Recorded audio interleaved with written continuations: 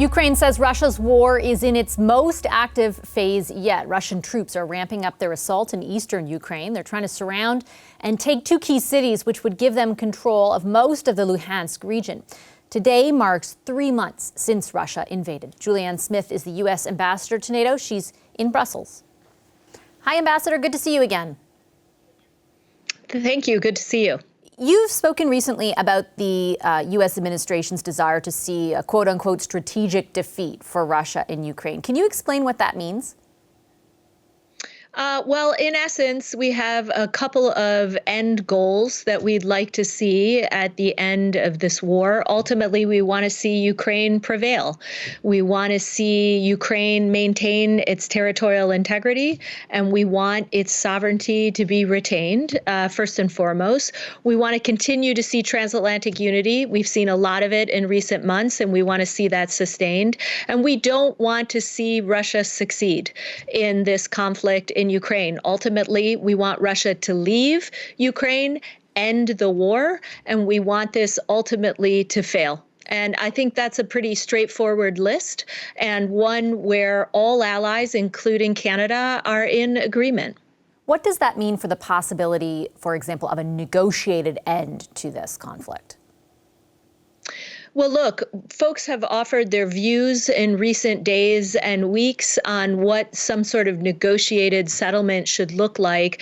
I think our preference is to really ultimately leave that in the hands of the Ukrainians, that President Zelensky and his team will have to determine at what time they want to sit down, if at all, again with Russian counterparts at a table, and they will ultimately have to determine how they want to manage that type of process.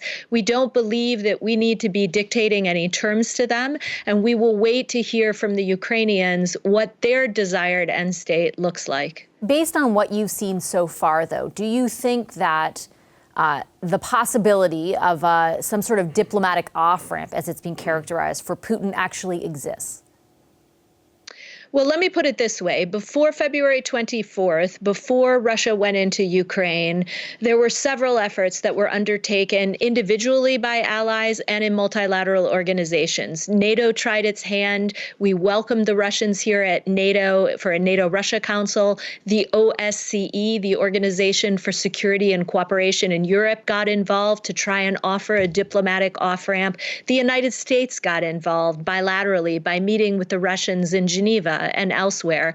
Other countries like Canada also made trips to Kyiv and Moscow. Unfortunately, despite all of those efforts, President Putin did not opt for the diplomatic off-ramp. He didn't select any of those opportunities that existed before February 24th. And even after February 24th, there were moments where the Ukrainians sat down at the negotiating table with Russians, and alas, those didn't really lead anywhere either. So personally, I could say that I feel a bit skeptical. I think many of us do not believe here at the NATO alliance that the Russians are negotiating in good faith when they sit down at the negotiating table. So, of course, our preference is to see some sort of peaceful settlement. We all hope for that, and we will support Ukraine in its efforts to work towards that goal. But I think we have not seen a good faith attempt by the Russians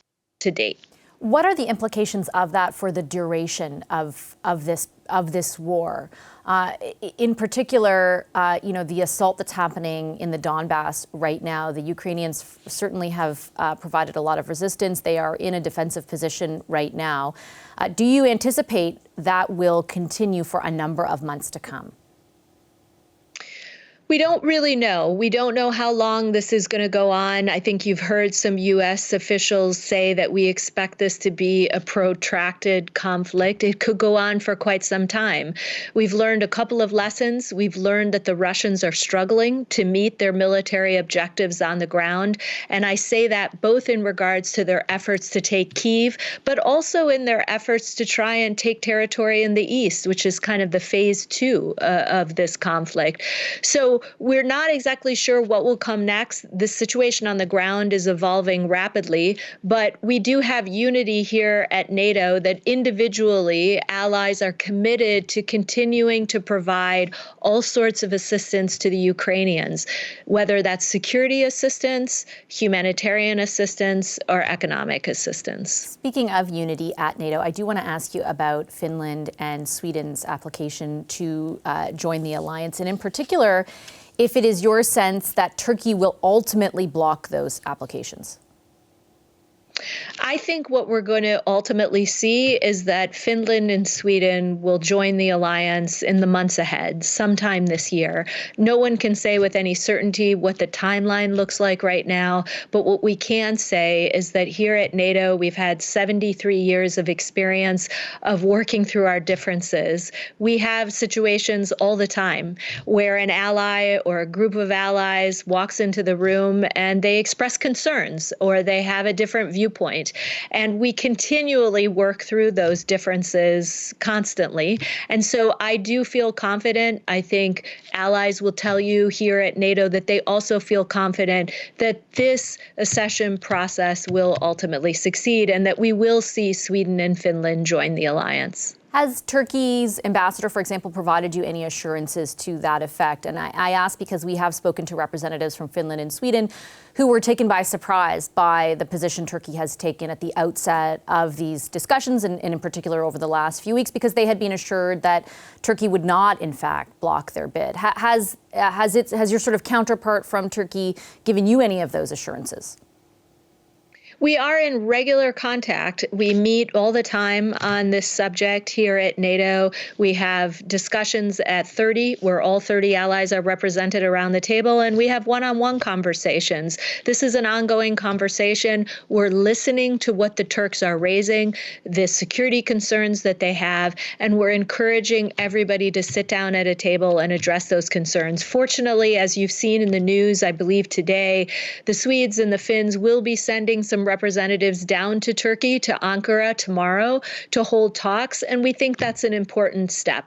Do you view the security concerns raised by Turkey as valid? Do you think that's the true genesis of its early opposition to Finland and Sweden's bid, or do you think it's more about its overall position within the alliance? We take any security concern that's raised here at NATO very seriously, and so we've done the same this time when Turkey brought concerns into the table at the NAC, and so we will treat it as a serious concern and again encourage the three countries, Sweden, Finland, and Turkey, to sit down at a table and begin discussing this as soon as possible. All right, I'll leave it there, Ambassador. Thank you very much for your time. Appreciate it. Thanks so much. Hi, I'm Vashi Capellos, host of Power in Politics. See more of our show by subscribing to the CBC News channel or click the link for another video.